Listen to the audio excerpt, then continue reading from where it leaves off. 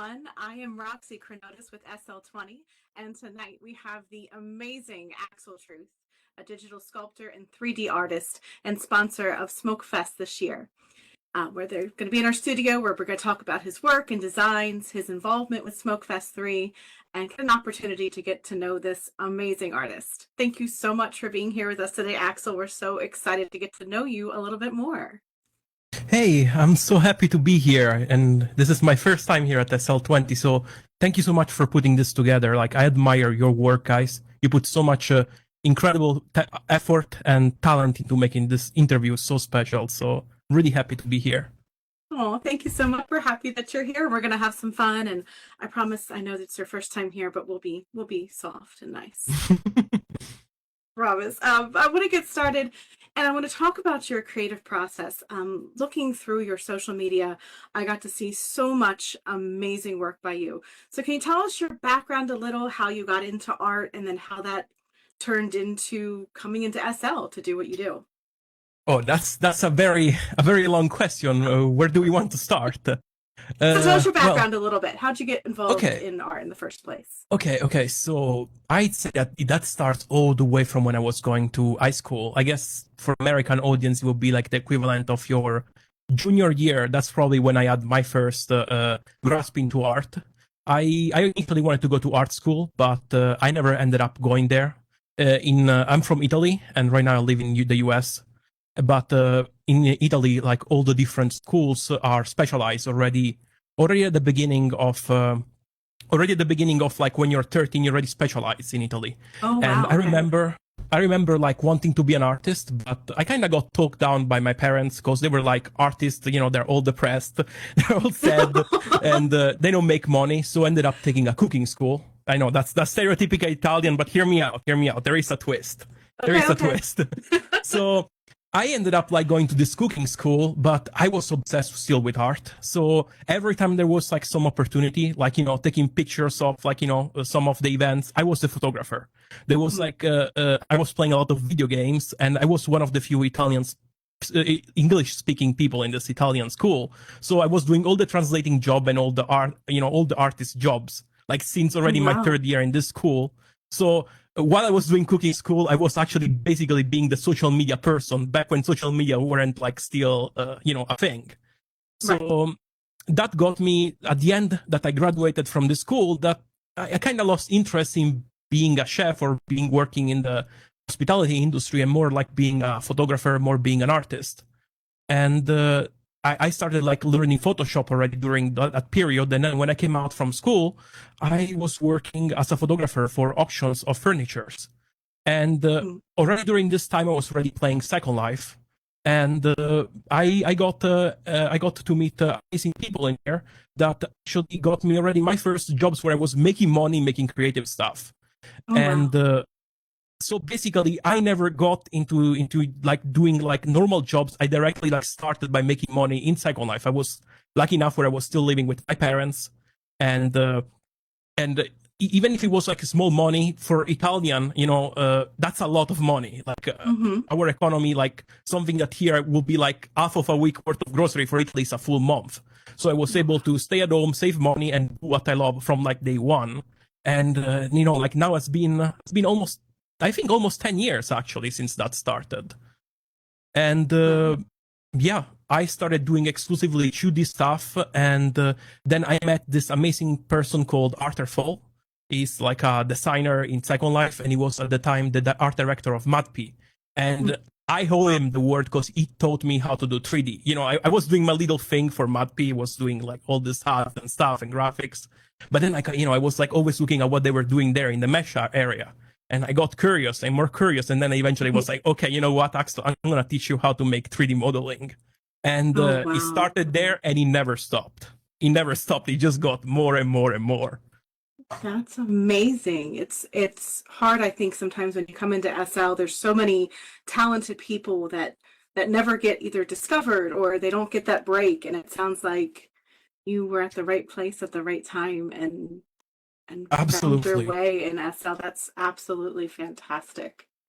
Yeah, it's something that like I feel that I really commend Arthur for like keeping a door open for other people. You know, he already has been doing this for years when I came in.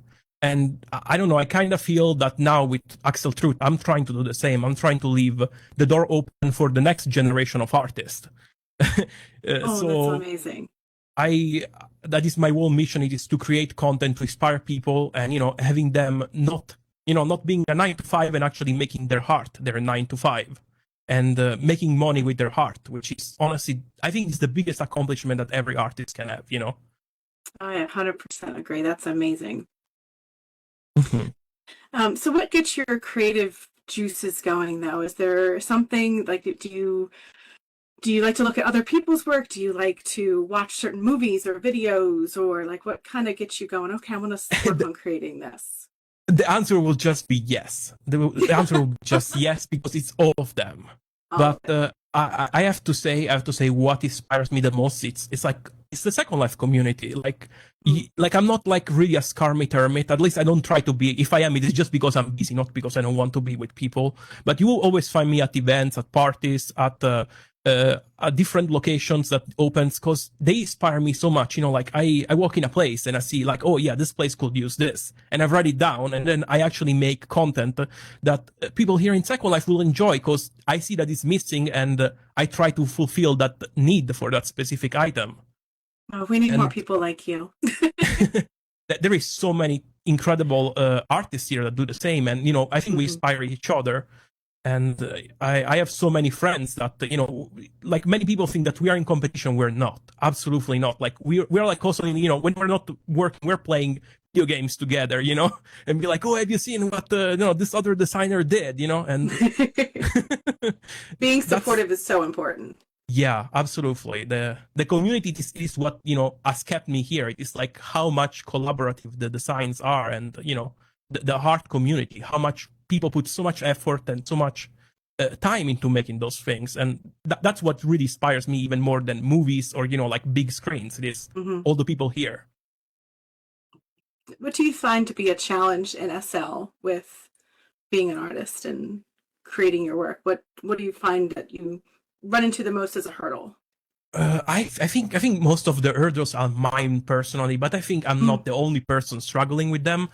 And that's something that is like something I really keep at heart to showcase on the cameras. Like, you know, when you look at something on YouTube, you always see like the tutorial of the guy like going step 1, 2, and 3. They never show you when they get stuck, when there is an issue that you have to sit there and, you know, try to solve. And I want to fight that. I want to showcase that we're not perfect. All of us get in that stage, and it's completely normal. Because when you get like the picture of social media, you only see the good part. But for me, I'm committed to show also my struggle to other people, to be like, hey, this is normal. You're not like being bad at being a designer. It is just that is how it is, and people just don't show that part. So I want to show the full thing, and also show how to get away from those mistakes, like, you know, like how to solve them. And that's how you really learn. You learn by seeing how people go through like those mistakes and, you know, overcome them with the, you know, their experience and with their craftiness. And that part never gets to the final cut of videos, and I want it to be on my final cuts. Well, you do a lot of streaming on Twitch, and you share your videos on YouTube, and I watched a couple of them, and first off, you have so much fun, and I have seen you go through those mistakes and you laugh at them, and I think you are showing people that it's okay to make those mistakes. Do you like the streaming part? Is there a part that you wish you could change about it, or do you want to do more of it? Well, this is the thing. I always wanted to become a YouTuber more than a streamer, but I realized that, you know, like I work day and night on mesh after mesh after mesh, and it's never gonna happen the way I want it to happen. And also, I'm not gonna be like, you know, it's very outside of my comfort zone, and I'm trying to get there slowly to make full YouTube videos. The stream for me, it is more like a place to actually experiment with what people resonates, what gives value with people. And, you know, we do it live, it goes live, and then, you know, it gets forgotten, but, you know, we keep having this every single time. It's like, you know, one is a pre-recorded show, the other one it is like something is funny, something is not funny, something is boring. You know, we see everything, and then we get the tools to make an actual polished product. And hopefully that's still inspiring for people to see that what's behind the scene, what's how actually the product is made. Well, I think you're a natural at it, so there's nothing I think to worry about there. Thank you. When I watched your videos, I think you really connect with people. So at the end here, I'll make sure we get everybody connected into your link tree so that they can join your Twitch and follow and subscribe and make sure that they see all your amazing videos. Technology is a big part of what you do. How do you stay connected and up to date with technology and trends?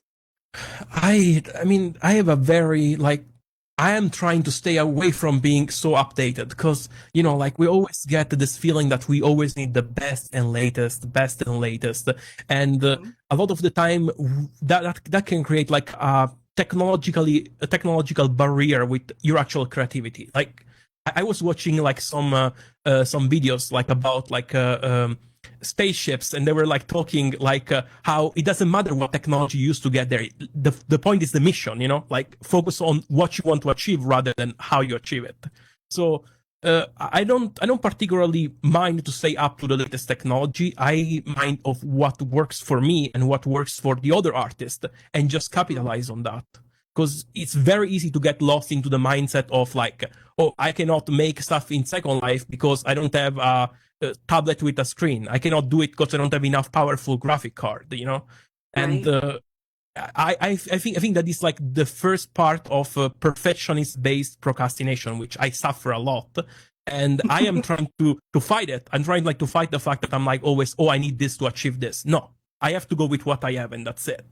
So the answer to your question, it is like, it shouldn't matter. Like you shouldn't like really always try to stay on top of technology. You should just do the actual final product, and you only need the technology that you need to achieve that goal. That's it. I completely agree with that. And I think we all get stuck in that if we can't afford something, or we don't know how to use something, a certain program. Yeah. But is there any advice you want to give anybody who wants to do what you do, who they doodle on a notepad, or they do a little bit of drawing and a 3D modeling, but they're not quite there? What do you recommend to them, or what advice can you give to them to get them started? This is a really good question, because I'm actually right now as we speak, I'm writing a video about this. Like I'm right now, I'm trying like to create like a different videos on how, like, if I started from scratch, I would do this to get, to the top of the, like the production of Mesh. And actually, like, I've been talking to so many people lately. I've been talking to so many people, like artists that are struggling, and I'm trying to hear where they're struggling to create like an actual video to, to inspire them and giving them, like actionable steps to get there. But if I can give you like a little preview right now, I'd say the first one, it is like not to get overly stuck on the technical detail. Like we see a lot of people that they tell you, oh, this mesh has to be less than this amount of trace, this thing has to be like that. I just think that you have to learn the rules first. It's good to learn them, but then you have to be adaptable to what the market is. And you can compare yourself to so many amazing designers.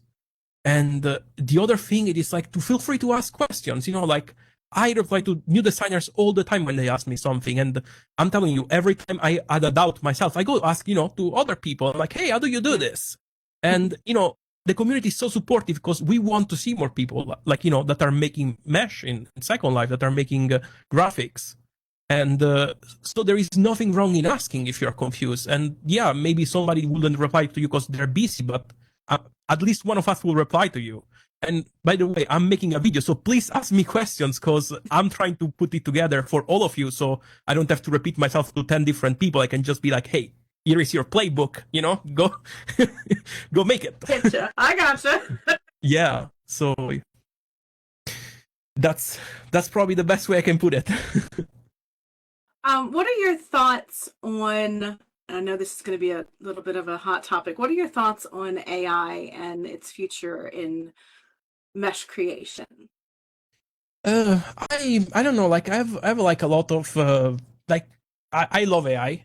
I really love AI as a technology. I think AI is a tool. A tool can be, like when when Enrico Fermi discovered the nuclear pile, it was used it to power so many cities and make so much electricity without using charcoal. It was like, it is what keeps the light on today. And then, like, it got also used for making an atomic bomb. It can be good, it can be bad. I don't think AI has necessarily a good side or a bad side, but I also am not afraid of AI coming and stealing my job or, automating things. Like, even today, despite us having so much technology, there is still a huge appetite for handmade products. So there will be like still an appetite for true creative outlets. And also, I generally believe that people don't have an understanding of like what AI is because it got branded. But AI in reality, it is nothing else but neural networks. It is like an algorithm that like looks at negative feedback and positive feedbacks and makes an educated decision. But that cannot substitute the human creativity because AI only sees what is trained to see. And yes, they can update it with more trends, but as artists, as human artists, we are the trailblazer. We are the one that actually make the path for AI to follow. So AI is not gonna replace creativity. AI is gonna replace predictability, something that is predictable. So there is always gonna room for something new, for a new style of music, for a new style of art, but we are the people making that. I agree 100%. We're going to switch gears a little bit because we are going to talk about SMOKEFEST because you are a sponsor this year at SMOKEFEST. So can you tell us a little bit about your involvement this year? Yeah. So SMOKEFEST, every single year, they host a number of shops, a number of creators that publish their item nearby, like the venue. Like there is the music, there is like the community events, there is the interview. And this year, I decided that actually I wanted to be there with my own personal brand. Last year we were there with Backbone. We actually released like a speaker and like put some of our item there. This year I wanted to actually just do it as my brand because I wanted to showcase like a little bit of what we do in AXL TRUTH, which is very different. Backbone is focused on making furniture for Second Life and making actual product that resident gets to enjoy in the world, while my work personally is more aimed at people that want to become creators or want to stay improve as artists. So this year my audience is not going to be the ones of the furniture, but rather the one of like artists, because SMOKEFEST is a community so full of incredible talented creators, and I want to create like a little spotlight where it's like, hey guys, if you want to keep each other accountable, make good mesh, and enjoy some music from the amazing artists, this is the spot. Can you give us any hints on what product or what you're specifically might be coming in for you? Or is that secret yet? Is that not known yet? It's not secret. It is just I'm like kind of fine tuning right now. So the reason it is because I have a very intentional way that I want my brand to be perceived. And initially there were like some parties at some of the community I attend to. I usually make like a little gift for them to make the party a little bit special. When Severus was DJing at this May the 4th party for Star Wars, I made like this mini lightsabers that you could use like for partying, and that makes the event a little bit more special. And I'm kind of torn between making something that is gonna make SMOKEFEST special and something like people can enjoy when they go there and they have this little item, or making something that is more resonates with my art vision, which is making toys, making figurines. I did a lot of work in real life and here in Second Life of like making collectible and figurines, and I'm really like torn between these two roads, of which one I want to do. And honestly, I think I will keep it in the moment, because there is still like a month before we reach that stage where like the booth are gonna be set up. So I think what I'm gonna do is that I'm gonna wait. I'm gonna think about this both of this option, and when I get there, I'm gonna make the choice that I feel the most inspired. We cannot wait to see what you bring. Then I'm excited to see. Do you listen to music though when you work? Is that a part of your method, or are you I like the silence kind of person? I like kind of mix of both. Hmm. I listen to very different type of music, but usually like the music that I listen when I want to listen to music is very different to the music that I listen when I work. And it has to do with the fact that I find very distracting when like somebody speaks in the music that I listen when I work. So Hmm. I have like two very different genres. I have like my I'm working, I'm getting stuff done music, and I have my, like I want to be in this moment type of music. Gotcha. So when you're working, you like the instrumental kind of music. Yes, correct. Yeah, I listen to a lot of like electro. I love dark music in general. Like it's Hmm. not even a genre. It's just like I like those more like dark and stormy type of music. I don't know. They just inspire me. They put me in the moment. When I'm Right. sculpting or even when I'm by myself doing something. Even like washing the dishes. And when you're partying, so what kind of music is that for you? When I party, honestly, depends on the party. If you're like, in a rock venue, we're gonna listen to rock. If we are, in a several set, I'm gonna listen to dubstep. I'm gonna listen, Yeah. to whatever Sev spins. Honestly, I don't have like, a particular genre. It is just like whatever emotion that music gives me in that moment. Gotcha. Understand. So you mentioned Backbone a little bit. So you're part of the Backbone team. They're one of the biggest designers in Second Life. So can you tell us a little bit about your role with them and what you create for them? Yes, I am the co-owner of the brand. I created the brand together with Kiana Writer, owner Mhm. of Matpi, in 2016. We just like celebrated our eighth birthday as Backbone, like 3 months ago, I believe. And Nice. yeah, we're gonna probably go for another for another 8 years. We So hope so. yeah, absolutely. And we initially started with like some furniture that were like industrial, and then we noticed that that wasn't really resonating with what we truly liked to see in Second Life, and we changed very quickly into what Backbone is today. Like a lot of product, they start in a way and then they end up somewhere else. If you're familiar with the 3D program, ZBrush started as a drawing app, and now it's the leader sculpting software. So that was the same for us. We started as an industrial design, like industrial, like the style of furniture. And then we Mhm. quickly swapped into this pink holographic, The gaming neon and style. yeah. And yeah, we went like a complete 180 since like we were like doing in the early years. And this happened around 2018. And now we only specialize in that. We found our crowd, we found our tribe, and people resonated with it. We love doing that type of things, and we're not gonna stop anytime soon to do that. So that's kind of what we do. We do collectibles, we do gaming accessories, we do minimal decor, and yeah, we do all those type of things. Nice. We do have a lot of Backbone things in our HQ Oh, here I saw. at SL because you guys have that unique style. Like I look at something and I go, oh, I know that's Backbone because I can just tell by the look of it. I without even digging into it a little bit, I could see that it is. Is there something out of your whole catalog of everything you do, Backbone and the AXL Truth? Is there one thing that's just your favorite? That when you need that comfort and I want to create something and I'm just not sure, is there one particular type of thing that you just Yes, go to? yes, absolutely. It is characters. So Characters. when I came to Second Life, my original specialization was character design. Like making, like even the avatars that we're wearing right now will be considered characters. Where like, you take like a sphere and you turn it into a human, into a little cute dog, into a little cute cat. I love doing that. Like that is what really, really resonates with me. And it's funny because like, a chair takes me like 4 days to be made, like a little guy like that. It will take me a day, but I take like weeks to make them because I want them to be in a certain, like I'm very deliberate with the design that I Mhm. want to do. And it's funny because sometimes we joke on this on the team because like sometimes we make a piece of furniture just to ship it with a character, because like So it's all sometimes a focused character around the character. yeah, like sometimes the characters take 3 weeks to be made, and the couch that goes with it takes like like 2 days.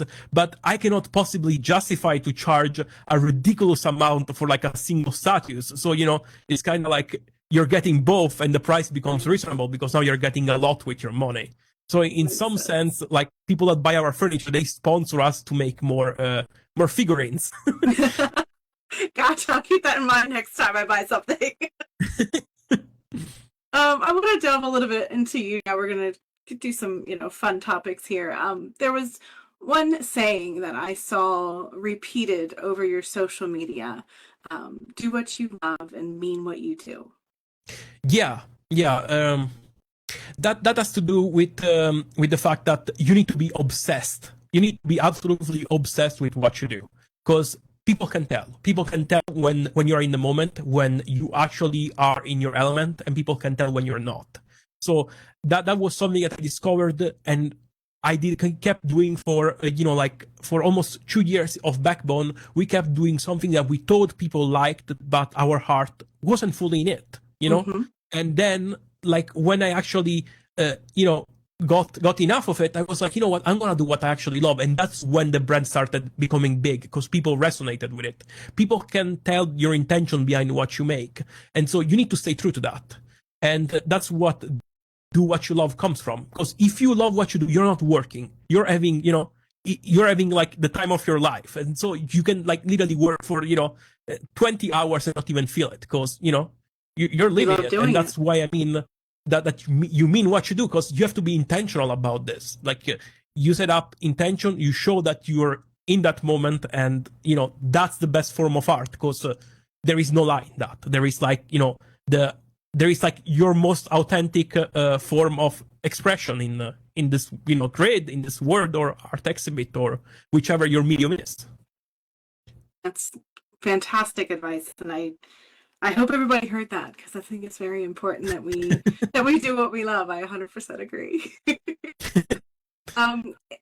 Now, I might have an answer to this already because of our conversation in the very beginning. But if you weren't doing art, what would you be doing? If I were doing what? Sorry? If you weren't doing art, if you weren't a sculptor and a 3D artist, what would you be doing right now, you think? Well, so if we're talking about arts as if like 3D art, I will be a photographer. I'm obsessed with the photography, and I'm obsessed with the videography. I love doing that. And when I don't do that, I play guitar, to not everything that I do has to be a work, but I'm obsessed with those things. Like everywhere we go, my partner at Tokyo, she always sees me like around with a camera taking pictures or, taking videos. It is a huge part of like, what also I think makes me a better artist, because it helps you to, present the world in a different way than what, you see there. Because the world is like, a reality, while like your picture is a perspective, a way of presenting that word with a story. And I'm obsessed with that. And if everything went south and I couldn't like do 3D art anymore, I will 100% be either a photographer or a videographer, because that's like I'd say like compare as a passion as 3D. And I'm really lucky that they are interconnected, because you still have to do renderings, you still have to do pictures here in Second Life. And that is basically photography. There is just not a camera, and we are in a metaverse, but it's still photography. So yeah, they are very interconnected. Yeah, they are definitely. Since you went to do some cooking school, what's a mean dish that you make? What's something that you can make that's just really, really good? I have to say lately I am not really doing any Italian stuff. I'm adapting to the American stuff. And I'm grilling every single time. Like grilling, it's where I'm at right now. Like like in Italy, houses are rather small, and here you have like so much land, so you can be outside and grill. Where in Italy, it's like more like something that you do like when there is like the equivalent of like like Thanksgiving, and you can go outside and grill. So now that I have this lucky situation where like I can grill a lot, I am like just grilling a lot, like grilling like steaks, burgers, hot dogs, like veggies, stuff like that. So sure. We're going to get you a grill master apron. yes, absolutely. Nice. I like this question because it kind of delves a little bit into your brain a little bit. What 2 non-essential items would you want if you were shipwrecked on a desert island? So I have to survive with those 2 items? They're non-essential. You don't need to survive with them, but they would be a nice thing to have. Oh, it will 100% be a camera and a guitar. Learn a guitar. That makes sense. That makes sense. Yeah. And if you had a time machine, would you go in the future or would you go in the past? I will go in the future, honestly. I will 100% go in the I want to see humans becoming an interplanetary species. That's what I would really like to see. And Nice. I don't think I will live enough that. No, I don't think we will, but that's okay. One day. So you talked about your brand coming out at SMOKEFEST, and I know that's your next thing, but what's next for either AXL TRUTH or Backbone or you? What's next on the horizon for you? Oh, well, for Backbone, it's honestly, like, I'm really happy with the trajectory that we're set. And we are about to finish, like, our new main store. We've been working on this for 2 years. I don't know if you're familiar with the Kolpo Wexler, incredible designer. We've been working for him, like, for like, this is one of the longest projects we ever did with him. And he delivered it to us, and now it is in the Backbone hands, in our team hands to actually finalize. And we are, changing our wall catalog to be PBR. PBR is here. It got launched. PBR is here. It got launched like not even like a couple of weeks ago in the official program. Like I went like to see some clubs, and now you get to see like the reflection on the ground. You get to see real mirror, and we want our store to reflect, no pun intended, to reflect these changes in our shading and actually showcase that we have an update, and this is 2024, and Second Life is here to look as good as like ever. So we want to reflect that, and not only to the store but also to the catalog. We made this decision for a period of time where we're supporting this high PBR and normal like what we're used to, like these couches that we're sitting at. We were like making an hybrid between them, but going forward, we're gonna stop supporting the legacy version of materials, and we're gonna focus solely on making PBR. And it's a bold step, and we're taking it very, very soon, and test the water with that and see how the computers of people resonate with that, and if definitely if it's gonna hold up. But yeah, it's a bold step. It's a scary step, but we're taking it because we have to level up Second Life graphics. And for myself, I plan to go back to streaming. I've been like taking a little bit of break because I had some project to finish. And honestly, I really hope to have my first video wrapped before the end of the summer that gives value to residents without me being live. I want to start having a consistent presence with offline videos because that gives me more time to tell a story and to actually relay more cured and clear information. Because if you want to learn something from me streaming, it takes 2 hours. Well, I could take all that knowledge, remove, trim the fat, and just keep the most important stuff in only 5 minutes for those people that don't have time to be live, or they're not co-working with me. They just want the sauce, They just want directly the tools to make whatever they're trying to make. Makes sense. Young wants to know when we're getting an AXL cooking show. An AXL cooking show. You know what? We're gonna get that. We're gonna get that when I get 1,000 subs on my YouTube. Okay, we all hear that. 1,000 subscriptions on YouTube. We're gonna get an AXL cooking show. Okay, I'm gonna help. Yeah. I'm gonna help get this there. We all heard that. I'm gonna do a cooking live to celebrate. Okay, it's awesome. A very realistic goal. We could do that. Yes. Is there anything we didn't touch on today that you would like to discuss? I'm trying to think about it. Honestly, not really. I don't think.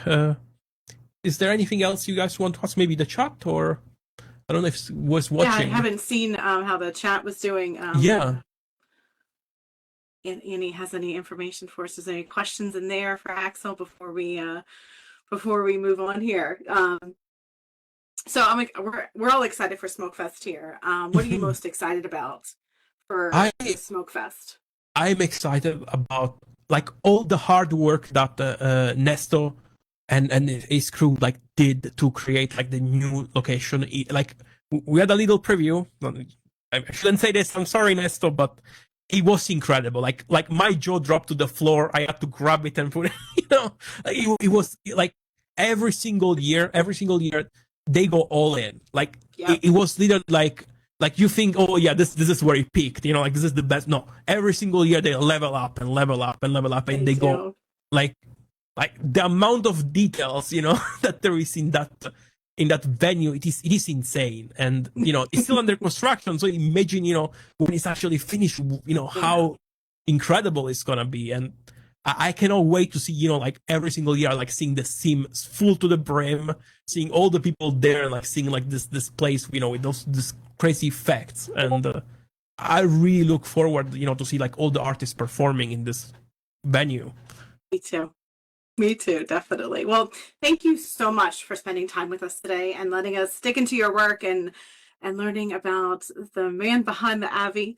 To connect with Axel, you can visit his Linktree at Linktree/AXL TRUTH. Be sure to connect with SL20 to keep up on all of the SMOKEFEST news. Their Linktree is SL20.org. And SMOKEFEST is approaching quickly. You want to connect with SMOKEFEST Linktree at SMOKEFEST SL.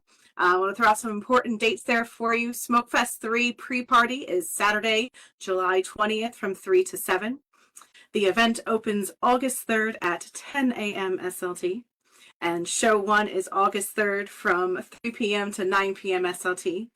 The artists for show 1 are amazing. They're going to be, oh, I can't quite tell you yet. I'm so sorry. They don't trust me with that information. Soon, though, I promise. It's coming soon. We'll know very soon who the artists are going to be for show 1. And we just can't wait. Thank you again, Axel, so very much. Thank you all for tuning in. And next Monday, July 8th at 5 p.m., we're here with Max Clean. So, guys, until then, thank you all so much. Thank you.